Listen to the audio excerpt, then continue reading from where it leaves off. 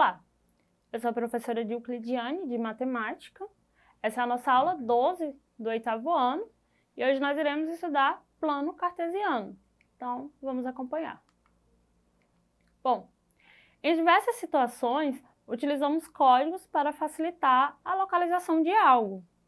Algumas dessas situações são simples, como a localização de uma poltrona em um cinema ou em um ônibus. Já outras são complexas, como aquelas que utilizam o sistema de localização por satélites para determinar um ponto específico em qualquer lugar do planeta, né? Se a gente observar a utilização, quando nós vamos ao cinema e nós queremos encontrar a poltrona do cinema, ela é um código, né? A gente precisa saber ali qual vai ser o número da nossa cadeira, qual vai ser o número da nossa fileira, enfim, é um código. Bom, esses sistemas de localização se desenvolveram com base nas ideias do filósofo francês René Descartes. Nasceu em 1596 e morreu em 1650. Em 1637, ele publicou o tratado Discurso sobre o Método, em que apresentava uma maneira de localizar pontos e figuras em um sistema baseado em dois eixos que se cruzam em um único ponto. Esse sistema, que introduzia a noção de coordenadas, foi aperfeiçoado no decorrer do tempo e anos mais tarde, em homenagem a Descartes, ficou conhecido como plano cartesiano. O plano cartesiano é formado por duas retas numéricas perpendiculares entre si, ou seja, né, o que significa ser perpendicular? Significa que onde as duas retas se interceptam é formado um ângulo reto, ou seja, um ângulo de 90 graus. Mas esse fato tão importante não poderia simplesmente passar despercebido. É por isso que esse único ponto onde as duas retas se cortam é chamado de origem no plano cartesiano. Aí nós temos o plano cartesiano, né, que como já falei anteriormente, retas numeradas, uma reta na vertical e outra na horizontal, e onde elas se cruzam é chamado de origem. Forma um ângulo de 90 graus, é perpendicular. Bom, a verdade é que quando se fala em plano cartesiano, essas retas numéricas perpendiculares possuem um nome específico. Elas são chamadas de eixos, e mais especificamente de eixo horizontal e eixo vertical. Bom, o eixo horizontal também é conhecido como eixo X, ou eixo das abscissas, enquanto que o eixo vertical também é chamado de eixo Y, ou eixo das ordenadas. Então, eu tenho o seguinte aí, meu eixo X, eixo das abscissas, meu eixo Y, eixo das ordenadas. Então, o que nós podemos fazer com essas nomeações? Gente, em alguns momentos, quando vocês forem utilizar o plano cartesiano, quando vocês estiverem resolvendo questões envolvendo o plano cartesiano, existem duas maneiras que, por exemplo, a professora pode falar, pode pedir. Às vezes, ela vai usar o nome eixos das ordenadas e eixo das abscissas. E às vezes nós utilizamos eixo X e eixo Y. Qualquer uma das duas nomeações estarão corretas. Bom, agora observe com atenção os eixos ou retas numeradas ao lado. Se tomarmos como exemplo o eixo X, veremos que à direita da origem os seus valores são sempre positivos e crescentes, e que, por sua vez, os valores à esquerda da origem são sempre negativos e decrescentes, né? Então, a gente pode observar aí que isso aí é a minha reta numerada. E a gente já estudou números inteiros. E o que nós sabemos da reta numerada dos inteiros? Que eu tenho... é uma reta, é numerada, eu tenho zero ali, e à direita do meu zero sempre vão ser números positivos. E à esquerda do meu zero sempre serão números negativos. E aí, o que acontece aí? Que quando eu estou falando à direita, os meus números são crescentes, né? Sempre vai crescendo. E quando eu falo à esquerda, eles sempre estão decrescendo. E aí, para lembrar, né, gente? Às vezes pode falar assim, professora, mas ali depois do menos 1 vem menos 2, como assim está decrescendo? Eu preciso lembrar que quando eu estou falando dos números negativos, quanto mais distante ele está do meu zero, menor ele é. Ele é um número muito pequeno. Então, por exemplo, o menos 5 é menor do que o menos 4, que por sua vez é menor do que o menos 3 e assim sucessivamente. Bom, o raciocínio é o mesmo para o eixo Y. Acima da origem existem apenas valores positivos e crescentes. enquanto que abaixo da origem existe apenas valores negativos e decrescentes, né? Aí eu tenho a minha mesma reta numerada, só que agora ela está na sua posição vertical. Eu tenho o zero e, como na nossa reta numerada, funciona da mesma maneira, né? Acima do zero, apenas números positivos, abaixo do zero, os meus números negativos. Mas, de uma maneira geral, os valores tendem a crescer para cima, no eixo y, e para a direita, no eixo x. É por isso que existe uma seta apontando para esses dois sentidos, nos seus respectivos eixos. Há uma conservação representar as setas apontando para o sentido crescente dos valores numéricos.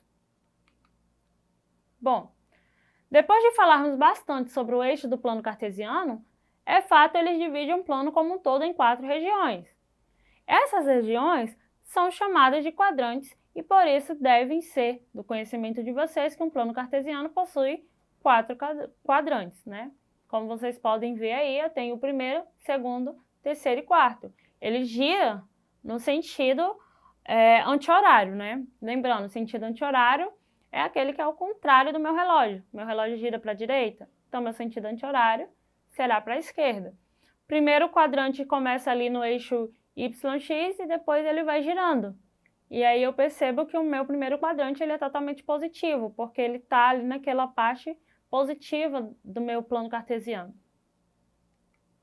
Bom, a localização de um ponto no plano cartesiano é indicada por meio de coordenadas cartesianas, que são representadas por um par ordenado na forma x, y. No plano cartesiano ao lado, as coordenadas cartesianas dos pontos A são -3 e 4, em que -3 indica a posição de A em relação ao eixo das abscissas, ou seja, em relação ao eixo x, e 4 indica a posição de A em relação ao eixo das ordenadas, ou seja, a posição de A em relação ao eixo y. O número 3 é a abscissa do ponto A e o 4 é a ordenada do A. A localização do ponto A pode ser indicada por A, abre parênteses, -3 e 4. Então, gente, resumindo, quando eu estou localizando um ponto no meu plano cartesiano, eu preciso lembrar que ele é na forma XY. É importante essa anotação, tá, gente? Quando você faz ali A, -3 e 4, eu tenho que estar entre parênteses, é tudo questão de notação e eu preciso seguir essa minha notação. Outra coisa que é importante lembrar é, quando eu for representar, eu primeiro tenho que localizar o meu ponto no X e só depois no Y. Primeiramente o X. Bom, observe o quadrilátero ABCD representado no plano cartesiano. Então, outra coisa que eu preciso saber é que no meu plano cartesiano eu posso representar figuras geométricas, como vocês bem podem ver aí, e eu também posso achar os vértices dele. Então, pergunta-se, quais são as coordenadas dos vértices desse quadrilátero? Ou seja, quem são os vértices desse quadrilátero? A, B, C e D. E o que a questão quer? Que encontremos, né, essas coordenadas. Então, eu tenho o seguinte, no A, eu tenho 4 e -1, porque nós podemos observar que ele está bem ali abaixo do 4, no eixo X, e bem ali perto do no -1, no eixo Y. Já no B, eu tenho 9 e -2. Observem que eu estou sempre fazendo o X e depois o Y. No eixo C, eu tenho 3 e -4. E no D, no vértice D, eu tenho 1 e -3. Né? São exatamente onde estão localizados os meus vértices. Bom, na figura ao lado temos o triângulo ABC, cujas coordenadas dos vértices são no A, no A, 1 e 1, B, 2 e 3 e C, 3 e 2. Verifiquem aí que eu estou falando na medida que o meu X e depois o meu Y. Gente, o que mudaria? Por exemplo, no B, se você fala que, se você coloca o Y primeiro, viriam 3 e 2. Então, o meu ponto B ele já mudaria de local. Então, é por isso que é muito importante vocês lembrar. Eu represento primeiro o meu X e depois o meu Y. Bom, mas e se eu multiplicar os vértices do polígono do exemplo anterior por 2, nós íamos obter quais vértices? No que eram 1 e 1, né? O A, o vértice A, a gente vai obter 2 e 2. No B, que era 2 e 3, vai ficar 4 e 6. E o C, que era 3 e 2, ficará 6 e 4.